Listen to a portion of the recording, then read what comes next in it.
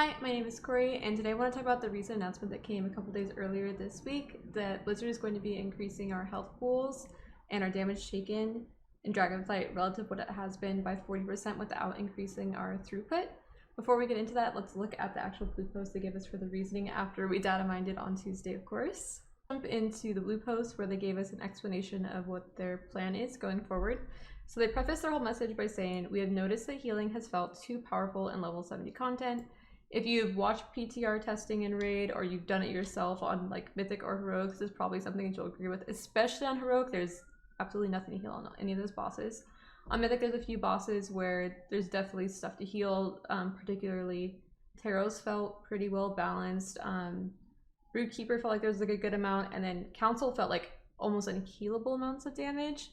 However, that is going to be tested again. I'm recording this the night before, tomorrow, so we'll see how that ends up turning out.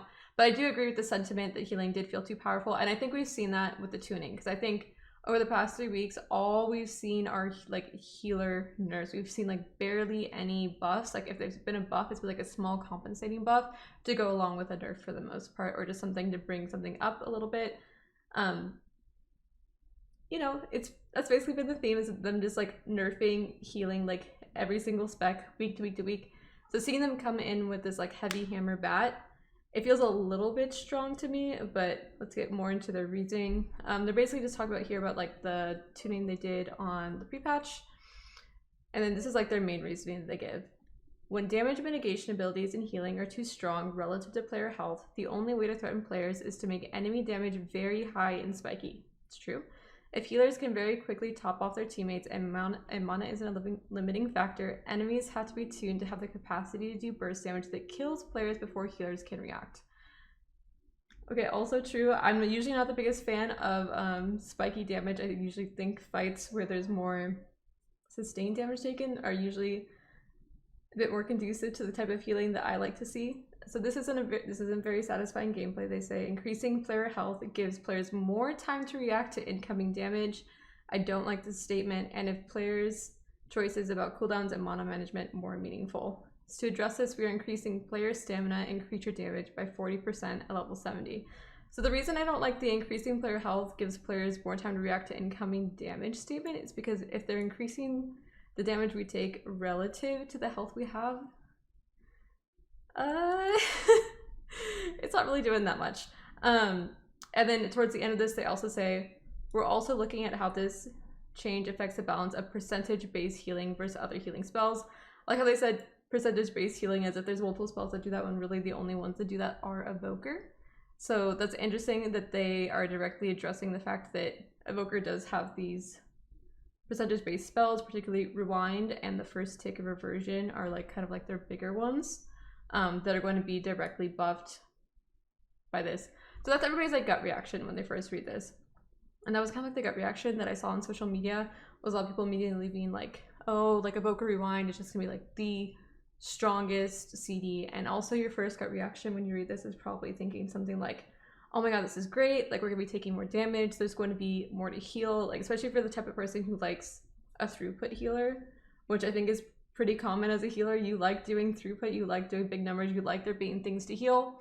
However, after you get past that, the thing you really realize is that not only is this like a really direct buff to the two like percentage based like healing spells that Evoker has, it's an even bigger buff to damage reduction CDs, which are the CDs that have always traditionally dominated in progression rating scenes. I'm talking about Aura Mastery, Barrier, Rallying Cry from a Warrior, Spirit Link from a Shaman, like all those things just got a whole lot better by having this. I also think that, I don't know if I touched on this a little bit, but I think that a lot of the throughput classes, with the exception of Holy Priest right now, are pretty mana hungry based on a lot of the logs I spent going through a lot of my time actually playing these classes in Raid, especially. Like it seems like just the way that they're designing these classes, they're really mana hungry. Like Disc Priest, Mistweaver, Resto Druid, I think Mistweaver can manage it pretty well. The best like Holy Paladin looking build I've looked at has also been pretty mana hungry, and Resto Shaman's also going Like I said, the only one I think that's like not having any mana problems right now is Holy Priest. So that's another thing you kind of have to think about with this. So yeah, the gut reaction for me is kind of, I think this is meant to push us towards wanting high throughput healers. However, I don't think the numbers work out that way, because I don't think the amount of throughput that those high throughput healers, and when I say those high throughput healers, I'm mostly talking about Mistweaver and Resto Shaman, I don't think they're far ahead enough of Disc Priest or Holy Paladin for it to matter. And also because Disc Priest and Holy Paladin are bringing damage reduction, which just got a whole lot better because of these changes, I think they're pushing it in the other direction. Like, obviously, they didn't say anything in this about like wanting to push it towards like one class or another. It is interesting that they did mention damage and mitigation abilities, but then they tried to make this sound like healing itself was too strong. Just for like the kind of mindset that I have, I find it a little bit frustrating. But I do kind of want to go through class by class and talk about what I think it means for each class, whether it's a relative like buff or nerf. I kind of did just mention some classes just now, but I do want to go class by class and talk about it. Before I get into the specific classes, I do want to give you guys kind of like a relative idea of where healing stands, because I understand that testing happens during the afternoon on a Thursday and Friday when most people are at work. They don't get to test, they don't get to watch, etc. So this is basically just pulled from the last Mythic Taros testing we did. This was the last two bosses I tested were Mythic Grim Totem and Mythic Taros, and in my opinion, Mythic Taros was like a pretty good boss to look at healing, because there was like a lot of like constant damage going out, like predictable healing. Like after like the first like few pulls, you got a good idea of the timing, and you're actually able to kind of like assign your CDs. I think one of the biggest problems that happens with testing is that because the damage is unpredictable, most of the time Mistweaver and Resto Druid and like other reactive healers, Holy Priest, etc., look way better than the other healers because they don't need timers to do that well. They can just like press their buttons, or they just have like, Mistweaver is like doesn't have like a lot of like CDs right now, like Resto Druid does, but for the most part like they're just like really reactive buttons, and there's not a lot of setup, say like there is for like Disc Priest. But Taros was on such like a repeating cyclical like 3 same abilities going on that after like the first half hour you got it, and there were a couple guilds that killed it. So this is just to give you a rough estimate of how much healing we were seeing 2 weeks ago from these healers. Since then, there has been more nerfs, as we saw. Holy Priest just took pretty much like a flat 5% nerf. Disc Priest got reworked, and it's only like a slight nerf. Resto Shaman, God bless their souls, they need some help. Somebody help them. I think that the way Holy Paladin is represented, like I said, this is averages of testing, so like you have to take it with like a large grain of salt. So Holy Paladin on this chart right now does not look good, but it is much better than it looks like healing wise. Like I think both the guilds that killed the boss, so like these are all like most of these people didn't kill the boss, but both the logs of the guilds that are public that killed the boss, in both cases the Holy Paladin was doing the most healing. So please take the Holy Paladin healing on this chart with a huge grain of salt, because like there's a bunch of different builds, you know, anybody can log on and do it. So yeah, these are just averages. And then preservation looks pretty good. There is like a lot of stacking on this fight. And then yeah, but the main thing I kind of want to show you guys is that like the gaps between the healers, just pretend Holy Paladin is like up here, like it really isn't that large. The gaps aren't that large to make up for the fact that a lot of these classes don't bring some kind of like damage reduction. And preservation getting a buff with like the percent healing. Disc Priest, they have AM. Holy Priest, they took a bit of 5% nerf. Symbol is still kind of relevant though, it's kind of like a DR. Link is pretty good. Mistweaver not getting much, and Holy Paladin bringing AM. But yeah, I'm gonna go through each one by one. Okay, so the first thing I want to talk about is Resto Shaman. Resto Shaman has been in a very bad state most of beta. They actually have like a really good tree, but they're desperately in need of some like tuning and number just like adjustments to make up for their lack of healing. And they also just got some damage buffs today, which is really good news. However, since they still have to be active with their damage, I still think they're a little bit behind on that department for raid. Anyways, I do want to say that I do think overall that this change is a pretty decent buff for Resto Shaman. Number one, because if you our health pools are larger, we're taking more damage. it's going to take us longer if we're not getting our throughput buffed. It's going to take longer for us as healers to top the entire group. And because of that, you're going to get a lot more mastery value. Mastery hasn't been getting a whole lot of value right now because, like I said, like people just aren't taking enough damage. They aren't spending time at low health values. But like mastery at the beginning of the expansion is usually considered really strong. And I think with this change, it's even more so strong. That's not really how I want to say that. And also, I think as far as when you think of triage healing, which is what a lot of this is going to be, like if how the healing is going to change the way I think it's going to change, meaning that we're spending a lot longer at lower health percentages and health pools, just trying to like top the group. Link is like the strongest raid CD you have to keep like people alive. Like almost nobody ever dies in Link. When there's like that really like hard part of the fight to get through, like Link can be the best CD. And even when like Shaman isn't doing like that much healing or something like that, sometimes you bring them just for the Link just to get through that hard part of the fight. So I think overall this change for Shaman, really good. Do I still think that they deserve some number tuning? They deserve a blue post? Yes, they absolutely do. However, I do think this change is pretty positive for them. Okay, next thing that I want to talk about is Paladin. I already mentioned them a little bit. They bring Aura Mastery, which is basically the best DR you can bring outside of like Barrier. Obviously, it's not as high of a DR as Barrier, but since you can basically hit the whole raid with it without having to stack up, in most raid encounters, and especially in the style of fights that we've been testing so far, because so far it hasn't seemed like there's great opportunity to always be stacking on bosses. I think AM is going to be super, super strong. I would not be surprised by a double HPL tier. I'm not sure how many people would agree with that, but I am definitely betting on a double HPL tier. I think they have really good healing, especially when you take the time to look at their healing and you look at their raw healing, meaning including their overhealing, which is now going to be relevant because there's going to be more to heal. I think they have some of the best raw throughput right now, and I think they're being severely underrated. I think we saw the same exact thing happen going into Shadowlands, where everyone, the HPALs were being really doomer about their class, and then of course they came in and they were just the best in Raid, the best in Mythic Plus, the best in PvP, like you name it. And I would not be surprised to see that happen again. Where are my talents? I think they bring a lot of good tools. They get a minute sack, which is like kind of relevant. You don't press this too much in Raid. Also, they get this nice talent where they can reduce AM by 30 seconds. So depending on the timings of the fight, they might be able to get better AM timings. Also, I think this is a pretty interesting talent where Aura Mastery also makes it so everyone takes increased healing by 10% for the duration of Aura Mastery, which is kind of like a mini Divine Hymn. So I think that's worth noting as well. And yeah, I think their healing is good. This is just another buff for them. Like there's more healing to do, so they don't have to use much overhealing on Raid. And Aura Mastery, which is the thing that has made it so they have never not been in on an ending counter. Like this class is criminal. It just got even better. So yeah, good for you, Holy Paladins.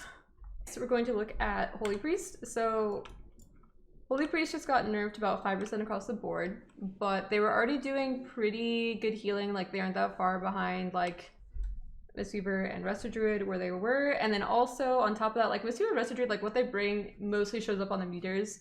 But the thing is about like Priest, because they're bringing like PI, Divine Hymn, and Hymn of Hope, like everything they're doing doesn't exactly show up on the meters. Like they're bringing like other extra cool things to buff individuals in the raid. And that in my mind makes them like a little bit above the rest, in my opinion. I also think that when you think about a priest healer, like in my mind, there's no reason to rank Disc and Holy separately, because all you have to do is just go over here and press the other one, and then you have all the abilities of the other one. I don't know why people always rank them separately. But it is worth noting what changes for them individually. They also just got their damage nerf tonight, although that has nothing to do with the changes I'm talking about right now. I think that they're still basically in the same spot that they were before. Like they're like an A tier healer. They do good throughput. They bring good utility. You can play Disc or Holy. Yeah, just a good healer. I don't think this change did too much except maybe make Symbol a little bit stronger. If like getting, especially depending on like what the defensive is, like what CD or like defensive gets CD'd by Symbol of Hope, like changes like class per class, but a lot of defenses are like really strong, and so being able to use Symbol to get people's defensives back when we're not going to have as much throughput could be really, really valuable, just as valuable as any other DR. But yeah, so looking at disc, again, they're bringing barrier, like the strongest like DR if you can stack during the fight. Like I said, not all of these, like even if there is a fight with like a lot of spreading, there's usually some point during the fight when you're taking damage when you can find a place for your whole raid to like stack up and send in a barrier, and barrier is a super large CDR right now. Based on those numbers we're looking at before, like Disc Priest has been basically dominating. And the changes that they made recently, like they nerfed them, then they kind of like changed some things, rearranged some things, and basically the general consensus is right now that it's a slight nerf to them, but Disc, like, it already needed nerfs, like it was already doing too well. So I think they're in a really good spot. I think this is only a buff to them. So Disc, another good choice. So looking at Mistweaver, I think relative to the other healers, I think Mistweaver maybe is gaining the least value in a 4 heal setting from this. However, I do believe that this change could result in a lot of 5 heal fights, and I think in those instances that your 5th healer being a Mistweaver might be the most ideal. I'm not saying that Mistweaver is bad at all and they're not going to use on 4 heal fights. I already thought that Mistweaver was like really good, and it was definitely something that was being considered on most rosters as it was. I'm just saying that relative to what the other healers gained by this change, they didn't gain that much. And the reason I say that is because they are mostly just a constant throughput healer right now. So they're not really like carrying like the heavy damage moments. The only like really big CD they have right now is Yulon, and then the Rushing Jadewind change, I don't even want to try and talk about that. But the other big problem right now with Mistweaver, because the main thing they talk about in the blue post when they're saying that the only way to like kind of like increase player danger is like are these big spiky hits that you have to heal through. And the thing is that right now that Mistweaver just doesn't have a really big button. Revival is extremely undertuned right now.